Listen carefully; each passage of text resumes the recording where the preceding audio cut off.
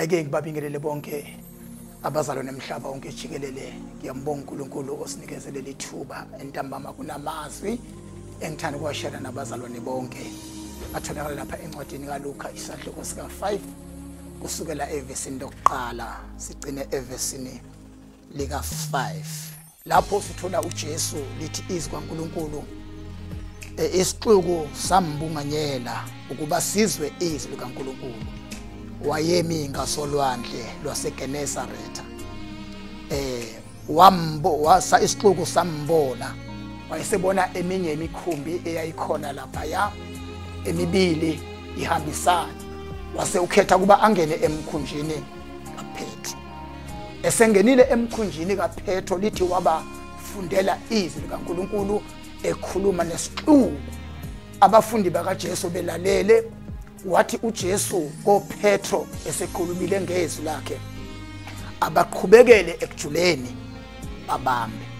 Watholala ukuthi oPetro lento uJesu ayikhulumayo ukhuluma nje bona bashikile ubusuku bonke. Ufika Jesu kubantu bathandekayo, abantu abanolwazi, abantu abangama-expert, abantu abaziyo ngokudoba olwane. uJesu ufika khona lapho kulabantu abangama-expert ngoba uyazi ukuthi yini into abayifunayo.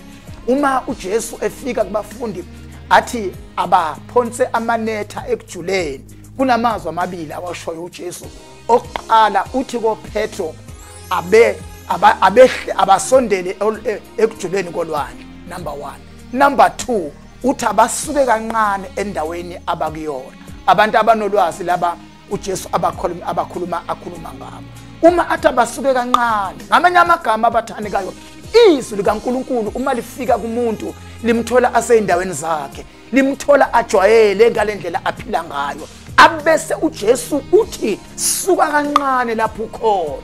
Kungenzeka sihlobo sami ushikile empilweni yakho, kuningi okwenzekile kuwe waze wayilahla, waze wayitshela ukuthi mina vele mina nginje, mhlambe wakhutshwa ngabazalwane, mhlambe walimala, wase uhlala endaweni eyodwa. Kodwa namhlanje ebusuku kusihla lithi izwi kaNkulunkulu suka kancane la ukhona. Ngamanye amagama uJesu uyamfundisa umuntu ukuthi noma angayibona yena esehlulekile, uma ungasuka kancane la ukhona uye ekumethembeni uNkulunkulu, ngoba uKristu Jesu ukwehlela kwakhe emhlabeni lithi izwi kaNkulunkulu uze ukuzofuna nokusindisa abantu abalahlekileyo. Uma athi kubafunda basuke kancane, kwaphela ukuthi banolwazi, kwaphela ukuthi bashikashike kangakanani. Ngamanye amagama uJesu bekazo understanda kube kade umuntu njengabantu.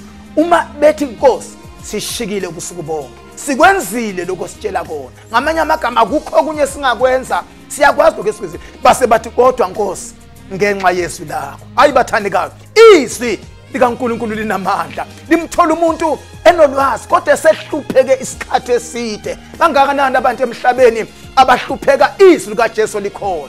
Bangaka abantu emhlabeni abangasakwazi ukuthethelela, abasakwazi ukubuyisana, abasakwazi ukuthi abanqengeke empilweni ngoba banolwazi bajwayele. Kodwa entambama lithi izwi kaNkulunkulu usuka kancane lapho ukhona, usondele lapho uJesu asho khona. Ngiyakwethembisa sihlobo sami, linamandla izwi kaNkulunkulu. uJesu uyimpendulo, uJesu uyindlela. Sho njalo uDavide esembonile uNkulunkulu ukuthi unamandla okuyisiza impilo yakhe.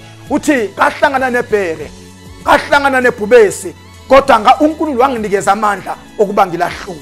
Entambama abazalwane, uma sethi ke uJehova umelusi wakhe, khuluma nomuntu amaziyo, khuluma nomuntu abane experience ngayo, esehlathini edelwe ngabantu, edelwe yihlobo, emncane ehlezi ehlane, kodwa uNkulunkulu wamkhumbula wakwazi ukuba abe umelusi omuhle empilweni yakhe. Nawe entambama sihlobo sami lithi izwi kaNkulunkulu usuka kancane lapho ukhona, sondela la uJesu ethi khona, phonsa amanetha akho ekujuleni. Lithi babamba bezwa nabantu abekade bengesheya bebamemeza ukuthi wozani amanetha ethu ayaqhabuka, ngoba lo ositshele izwi lakhe libe namandla lasisusa la bekade sikhona, lasisondeza endaweni lapho uNkulunkulu ekhona.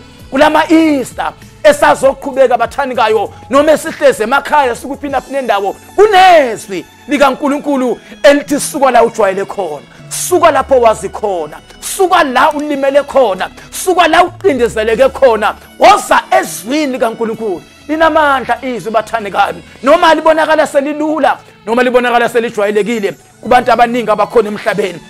Kodwa entambama sengizophetha ngithanda ukusho lokhu ukuthi linamandla. Uma ethi Jesu suka la umi khona, sondela kancane, usho ukuthi suka ekwazini kwakho uye ekulethembeni izwi kaNkulunkulu, ngoba liyadala ukungekho kube khona. Livula iminyango evalekile, ligqabula ibopho ezabopha abantu selokhu okhokho wazalwa wakhuliswa yibo, kepha namhlanje ebusuku linamandla izwi likaNkulunkulu. Ingakho uJesu uma efika kubo bathi ophetho Nkosi sishikile ubusuku bonke. Ngamanye amagama abahluphekile empilweni zabo ubusuku bonke bezama ngawabamandla, bezama ngokukholana ngokwazi kwabo, kodwa behlulekile. Sefika uJesu uthi bathi ophetho Nkosi ngezwi lakho. Entambama nginalokho ke bathandi kami ukuthi ngezwi lika Jesu Kristu waseNazaretha okungenzeki kubantu, okukwehlulile, okuyihlukumezile impilo yakho,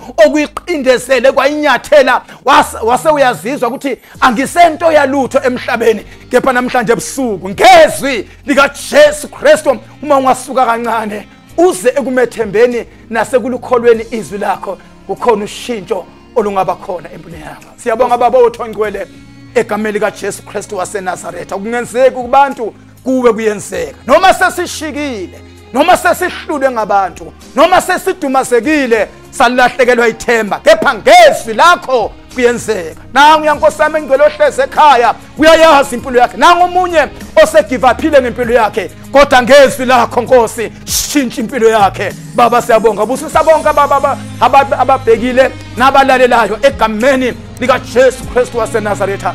Baba siyabonga.